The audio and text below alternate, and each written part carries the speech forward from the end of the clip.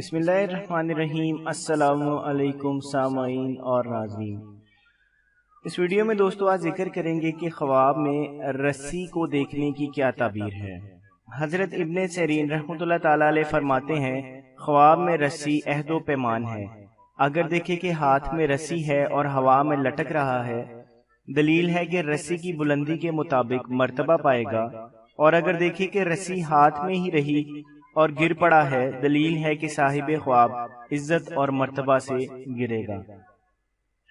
حضرت ابراہیم کرمانی رحمۃ اللہ تعالی علیہ فرماتے ہیں کہ اگر دیکھے کہ رسی آسمان سے لٹکی ہے اور اس نے اس کو تھاما ہوا ہے، دلیل ہے کہ اس میں اور حق تعالی میں کوئی عہد و پیمان ہے۔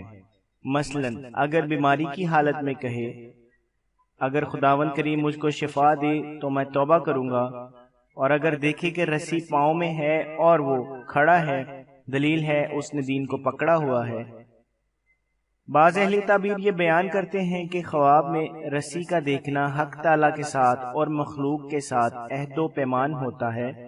اگر دیکھے کہ رسی اس کی گردن میں کسی نے ڈالی ہے، دلیل ہے کہ اس نے کسی سے اقرار کیا ہے اور اس کے پورا کرنے میں دیر کرتا ہے۔